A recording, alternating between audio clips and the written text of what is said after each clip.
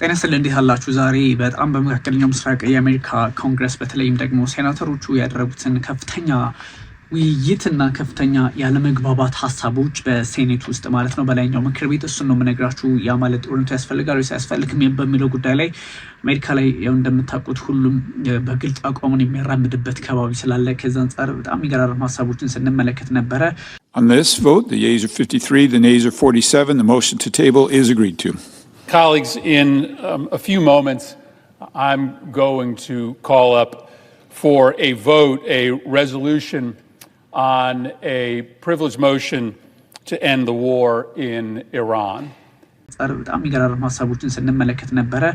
የሴናተር ክሪስቶፈር መርፊ ወይም ደግሞ ዴሞክራት ነው የካነክቲከት እሳቸው ያሉትን ነው እንግዲህ የተመለከተን የሚገኘው እና በጣም በርካቶች የጦርነት አያስፈልግም የሚል ሀሳብ ነው ያላቸው። የጦርነት አያስፈልግም የሚባለው ልክ እዚህ አገር ኢትዮጵያ ውስጥ እንዳለው አንተ በለው አንተ ግፋው አንተ እንደዚህ ማድረግ ልክ ነው የሚል አይነት ሳይሆን በትክክል ኢኮኖሚ ላይ ያለውን ኢምፓክት በትክክል ማሳየት የሚችል ነው እና እጅግ አስቸጋሪ ነው። ለማንም ሪኮመንድ የማይደረግ ጦርነት መሆኑን በግልጽ እያሳዩበት የነበረ መድረክ ነው እና በዚህ መድረክ ሁሉም ሰው በጣም ክሪቲካሊ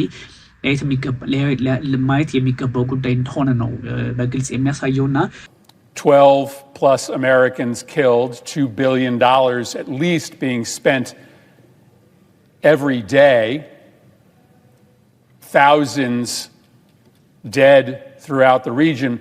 We have still not yet had a single hearing in the United States Senate on the war in Iran. We have not had a debate on a war authorization. We have not had a vote.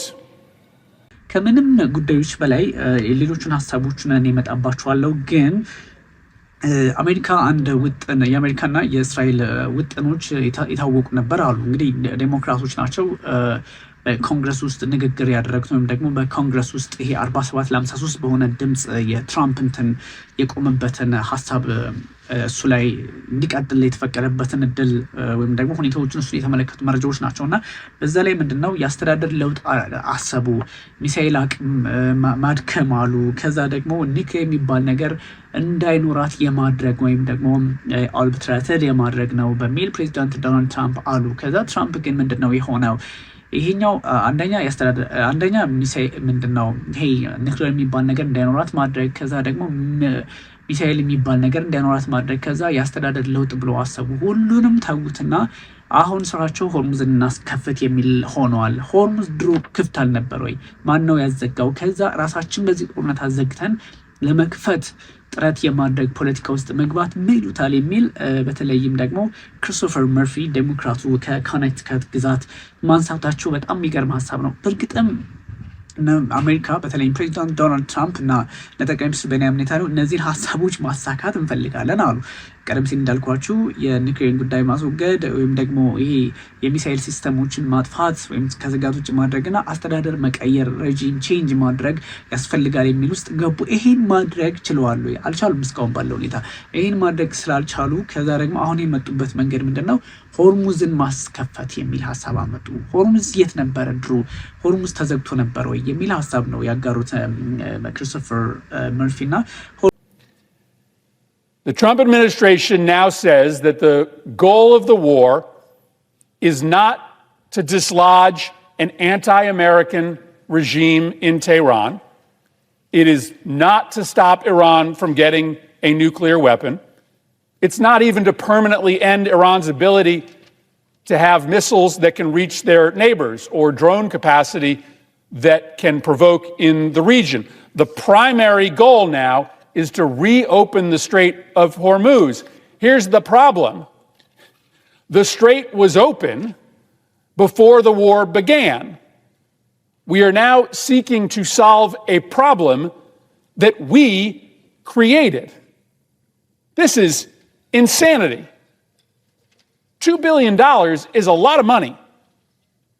That's the minimum amount of money that is being spent every single day on this war. There are over a dozen families ሳይዘጋ ራሳቸው አዘግተው ሌላ አይነት ሚሽን ውስጥ ገባን የሚል ሀሳብ ያ ማለት ያልተዘጋውን አዘግተን ለማስከፈት አሁን መከራ ሆነብን። እንኳንስ እነዛን እቅዶቹን ማሳካት ቀርቶ እቅዶችን ማሳካትን ትተው ሌላ አይነት ጦርነት ውስጥ ገቡ የሚል over a dozen families who are burying their loved ones in the United States, and there may be dozens more if this war continues.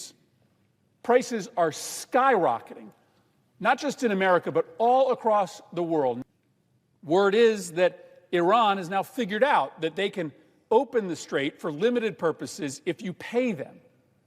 And that may now be the permanent state of affairs in the strait, that Iran will decide who gets to go through and who doesn't. That's not what happened before the war. We have created a new reality in which Iran has more power over the global economy than they have ever had before. We have not been able to stop their ability to project power. They're still today, 4 weeks into the war, firing missiles and drones at their neighbors. The regime that is in charge now is, according to analysts, worse than the regime that it replaced.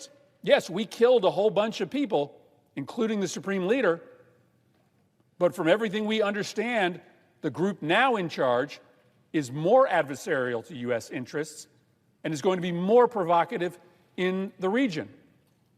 ያ ማለት እንግዲህ እነዚህ ሶስቱን እቅዶች አሜሪካ ሳታሳካ ከቀረች በዚህ ጦርነት አለማሳካቷን እስካሁን በተሄደበት ርቀት ያሳያልና ጭራሽ ሌላ አይነት ጣጣ ይዛ መጣች። ማሳካቱ ቀርቶ ሌላ ጦርነት። ይሄ ምንድነው የሚያሳየው? ሽንፈት አይደለም ወይ የሚል ሐሳብ ነው ያጋሩትና በጣም መነጋገሪያ የሆነ ጉዳይ ሆኗል በብዙ ሰዎች ዘንድ። በቀላሉም የሚታይ አይደለም። ፖለቲካሊ ብቻ ሳይሆን ካለው አውድና ስርዓት አንፃር ይሄ በግልጽ መታየት ያለበት ነውና ስለዚህ ሆርሙዝ ላይ እንደዚህ አይነት ጫና ውስጥ መግባታችን ምን ይመስላል የሚል ሐሳብ ነው ያጋሩትና ይሄ በበርካቶች ዘንድ መነጋገሪያ የሆነ ጉዳይ ነው።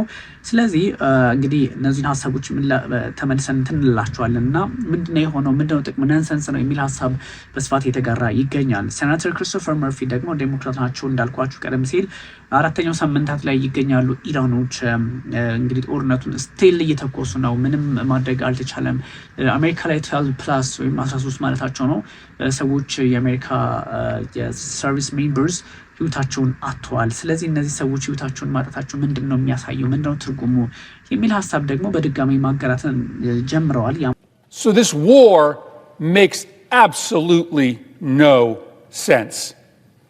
And the only way to save American consumers, the only way to try to put the pieces back together in the region is for the war to end. What is the rationale for the war?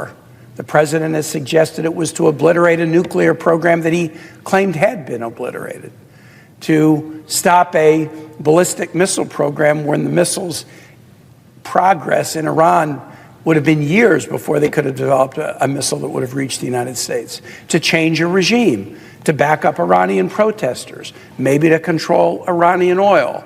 We would have been able to ask questions about the rationale and get an answer rather than a shifting collection of answers that have been given.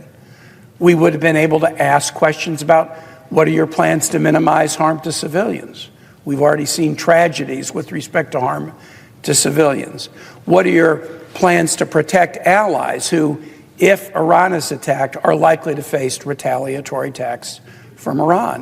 Many of our allies were not prepared to face what Iran did because the United States did not consult with them. And Mr. President, just to use one item in this that would clearly have been a discussion if the administration had done what the Constitution requires and come to Congress. What about the Straits of Hormuz, where massive percentages of the world's energy, critical minerals, fertilizer, and other byproducts come through this? እነዚህ ሰዎች ህይወታቸውን አጡ። ምንድነው ያገኘነው? በመካከለኛው ምስራቅ ሱአውስ መካከለኛው ምስራቅ ደግሞ እንደምታውቁት ብዙ ሰዎች በሺዎች የሚቆጠሩ ህይወታቸውን አጥተዋል። ስለዚህ ይሄ ምንድነው የሚል ሐሳብ እንደዚሁ አነሱ። ስለዚህ ደግሞ እሳቸው ያሉት እንግዲህ መርፊ ማለት ነው በቀን እስከ $2 ቢሊዮን የአሜሪካ ዶላር 1 ቢሊዮን ነበር የሰማነው እስከ $2 ቢሊዮን የአሜሪካ ዶላር ድረስ ወጪ እየወጣ ነው። ለምንድነው ይሄ ጥቅሙ የሚል ሐሳብ ነው ያጋሩትና ምንም ሳንሰማ የሆነ ነው። ያ ማለት እንግዲህ የአሜሪካ ኮንግረስ የተለያዩ ሐሳቦችን ማጋራት ነበረበት፣ መስማት ነበረበት። በዛ ልክ ግን አልሆነም። ስለዚህ እየተጠቀመን አይደለም የሚል ጥያቄ ነው ያነሱት። ከዚህ አንፃር ብዙ ሰዎች የተለያዩ ሐሳቦችን ለማጋራት ተገደዋል ወይም ደግሞ ፖለቲካሊ ያሉበትን ሁኔታ ለማየት ተቸግረዋል። ስለዚህ ምንድነው ያደረጉት ፕሬዚዳንት ዶናልድ ትራምፕ የሚል ሀሳብም እንደዚሁ ለማንሳት ግድ ብሏቸዋልና ምንድነው የሚለውን እንደዚሁ ጠንቅቆ ማየት ቢያስፈልግም ግን ፕሬዚዳንት ዶናልድ ትራምፕ አሁን ያደረጉት ጉዳይ ልክ አይደለም የሚል ሀሳብ እንደምትመለከቷቸው በማጋራት ላይ ናቸውና ሆርሙዝን መቆጣጠር አሁን ምን ይሉታል ነው። ሆርሙዝ በጣም በዋነኝነት ትኩረት የተደረገበት ጉዳይ ሆርሙዝን መቆጣጠር የሚለው ነው። ሆርሙዝን ምንድነው እንዴት ነው መቆጣጠር የምንችለው የሚል ሀሳብም እንደዚሁ አንስተዋል። የሆርሙዝን መቆጣጠርና አለመቆጣጠር ጉዳይ ብቻ ሳይሆን በሆርሙዝ ፖለቲካ ውስጥ ማለፍና አለማለፍ ብቻም ሳይሆን አንዳንድ ሁኔታዎችን ከራሳቸው ጥቅምና ፖለቲካ አንጻር ለማየት የሚሄዱበት ርቀት ተቀባይነት የሌለው ነው።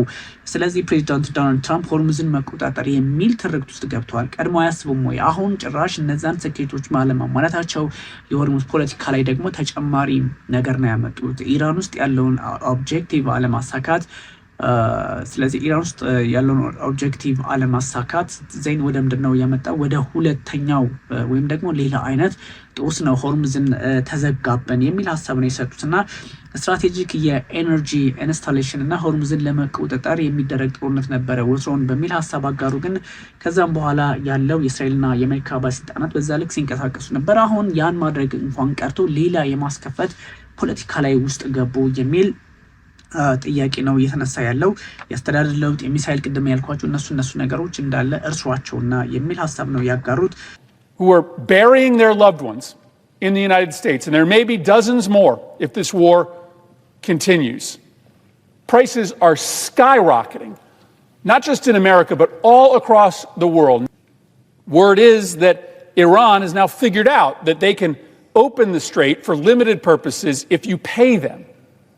And that may now be the permanent state of affairs in the strait, that Iran will decide who gets to go through and who doesn't. That's not what happened before the war. We have created a new reality in which Iran has more power over the global economy than they have ever had before.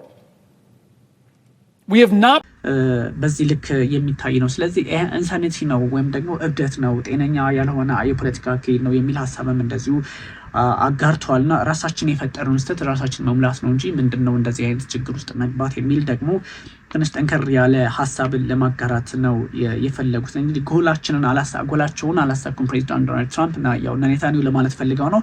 ጤና አሁን ባሉበት መንገድ ደግሞ የፖለቲካ ሂድና መለሱ ትንሽ አስቸጋሪ ነው የሚል ሀሳብ ነው የሰጠው። ምንም መቆም አልቻልንም፣ ጭራሽ ባስ ብሎ ኢራን አቅም ነው የሰጠናት። ወይም ያ ማለት ኢራን አቅም ነው የሰጠናት ማለት ኢራን ከየትኛውም ጥግ ሄዳ ጥቃት መሰንዘር እንደምትችል አቅም ፈጠርንላት። የሆነው ያ ነው። ግን ደግሞ ብዙ ሰዎችን ብንቀጥፍም አያቶላን ቀጥፈናል። አያቶላ አሊ ሀመኒን መቅጠፋችንና ሌሎች ፊገር የሆኑ የፖለቲካና የጦር ሰዎችን መቅጠፋችን በዛ ልክ የሚታይ ቢሆንም ግን ደግሞ ጭራሽ የባሰ የፖለቲካ ጠላትነትን ወደ አሜሪካ እያሰፉ የሚሄዱ ኃይሎችን ነው ያመጣ ነው የሚል ሀሳብ ነው የሰጡት። እንግዲህ ይሄ ብዙዎችን የበለጠ ቀጠናውን የሚያውክና መፍትሄ ላይ ያመጣ የሚችል መሆኑ መረዳት አለባችሁ የሚል ሀሳብ ነው እየሰጡትና በጣም ክሪቲካል የሆነ ሀሳብ ነው። ሌላ እንደዚሁም ደግሞ ዴሞክራት ናቸው። ኒውክሌርን ልናወድም ነው ብለው ጀመሩት። ግን ከዛ ውጭ የሆነ የፖለቲካ አውድና የተፈጠረው ምክንያቱም ጦርነቱን ለማወጅ አልገባንም፣ ለምን እንደዚህ ያደረጉ የሚል ችግርም ጥያቄ ማስተዋል። ምክንያቱም እዛ አካባቢ ላይ ያለው ንጹሐንን ለመጠበቅ አጋሮችን ለመጠበቅ በሚል ሀሳብ መነሳት ነበረበት። We risk engaging in hyperbole these days, coming down to the floor and naming one moment as extraordinary after another moment. But I don't think we have had a moment like this where the United States has been unquestionably at war with a foreign power, where American soldiers are dying as we speak, and it is being hidden actively from the public by the Congress. It's bad enough that we haven't had a debate and vote other than those forced by Democrats. We haven't had a hearing in the Foreign Relations Committee.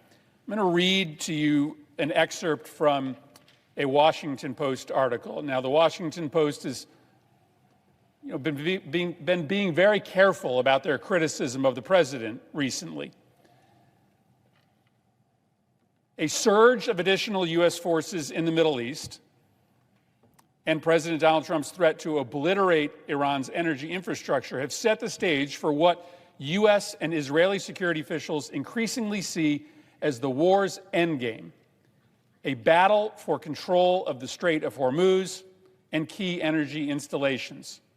Reopening the strait has emerged as perhaps the paramount objective of the war.